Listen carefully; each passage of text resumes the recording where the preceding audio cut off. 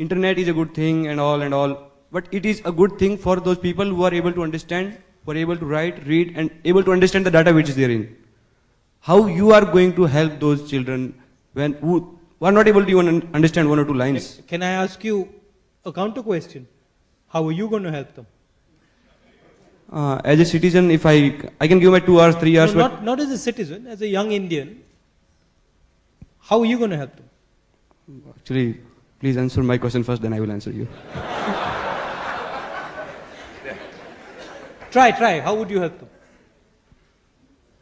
Actually, my question, if I had any answer, then I would have not asked you this question. No, but give it a try. Give it a try. Let me think it needs. Actually, I thought a lot, but I thought that I don't have answer, so I should ask Mr. Gandhi. I think I've traveled quite a lot in villages. And I've seen many 8-year-old children. I think the discussion we're having here is how do you allow kids in villages access? There are two ways of looking at access. One way of looking at it is incremental. I'll go back to, Sam is sitting here. So I'll go back to Sam.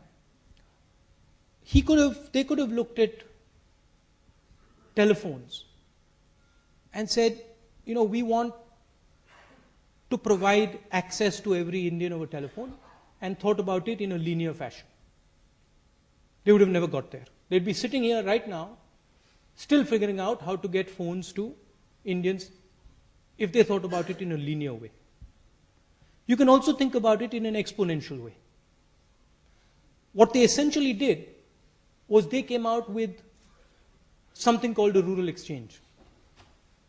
And you must have all seen the PCO. You've seen a PCO? And that humble PCO that today looks, ancient, is actually what gave you the cell phone in your hand. Because it suddenly opened up the system to millions of people. And it didn't do so in a linear way, it did so incrementally. So there are two ways of thinking about these things. So to say that the internet is not connected to the 8-year-old child, you're cutting off a very, very powerful avenue.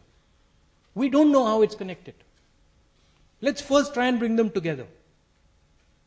And let that child, let his aspirations catch fire. So I think and it's frankly not up to me to do it. It's up to people like you to do it. And you got to stop asking your politicians how they're going to do it. And start asking yourself how you're going to do it. Because that's how this country is going to move forward. A rising tide raises all boats. And he says to me, but sir, poor people don't have boats. and those who have the boats, their boats are tied to the bottom. Okay, so actually there are some answers, by the way, to this basic question. Government of India had announced, last year they had announced that they will give a tablet known as Akash, which was the cheapest tablet in the whole world. But in the past 1 year, how many students have got that tablet? So you are very good, you are optimistic, this is very good thing, but when this plan is going to come on the ground, can I have... Frankly, I am not the person who's come up with the Akash tablet. You need to ask the gentleman who came up with it, and you need to ask him that question. There are many people. Yeah. So,